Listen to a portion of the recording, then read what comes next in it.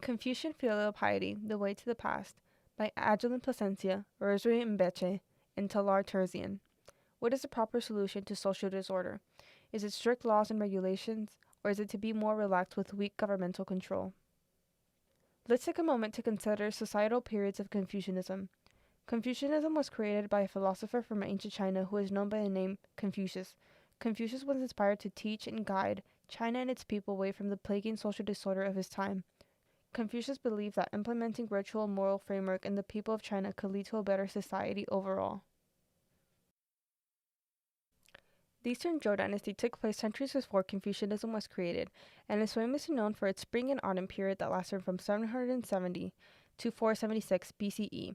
Even though the name may sound pleasant, it was a fairly chaotic time due to intense political turmoil. In this period, it became increasingly important to the general public to contemplate the best ways to generate a peaceful and cooperative society. It was a period of the 100 philosophical schools. Then, following the Eastern Zhou dynasty, around the 6th century BCE, Laozi, a Chinese philosopher, wrote Laozi, or the Tao Te Ching, a text of religious Taoism, a term of philosophy that mainly focused on people's relationship with nature and the natural ways of the world. Then Confucius, who lived from 551 to 479 BCE, became popular for his filial piety instruction to the point where it became a popular belief and way of life. He believed himself to be a modern messenger of the values from the Eastern Zhou dynasty.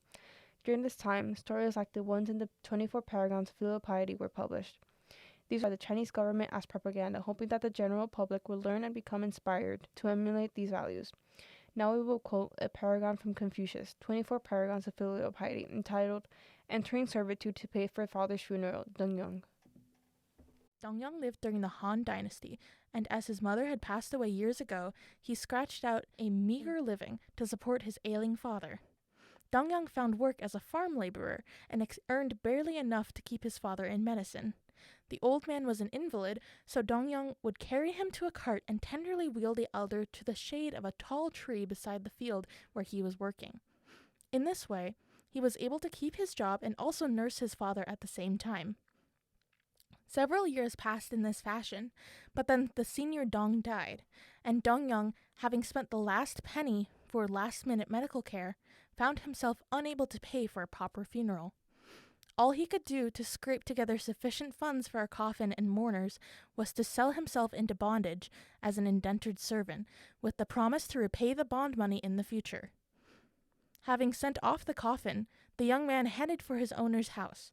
A pretty girl met him on the road and told him her story, how both her parents had passed away, and how she couldn't locate her relatives in the area. She said that she hoped that Dongyang would be kind enough to take her in, so that she could have some security and reliance.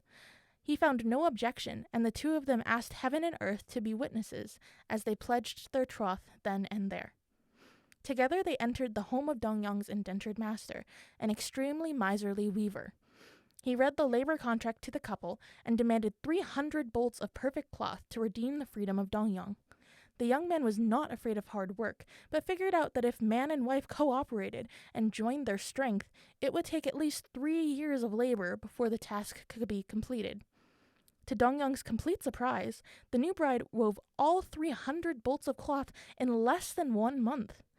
The weaving boss was even more astonished when the young couple handed over the perfect fabric and, contract in hand, gaily walked out the door to freedom. They strolled past the tree where they had first met, and his wife suddenly fell silent.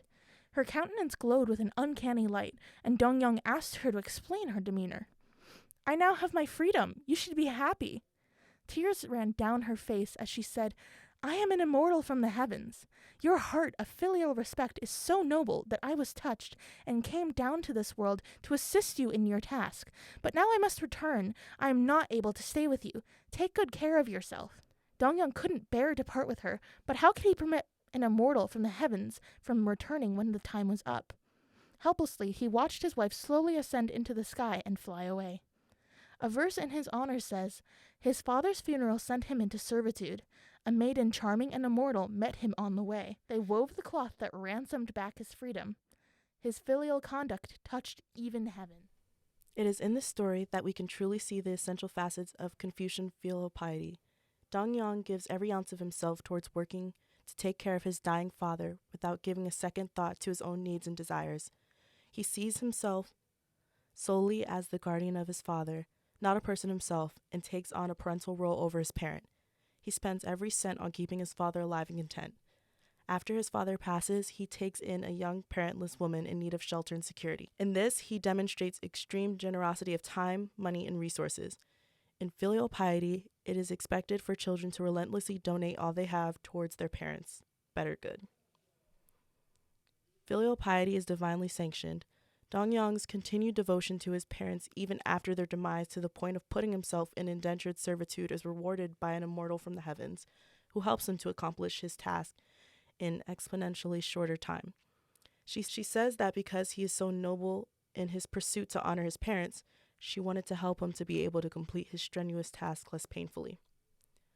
Other facets of filial piety include self-sacrifice of the child, extreme perceptivity of the child, initiative to build/repair their relationship coming from the child, the relationship being one-sided with the parent on a pedestal, and more.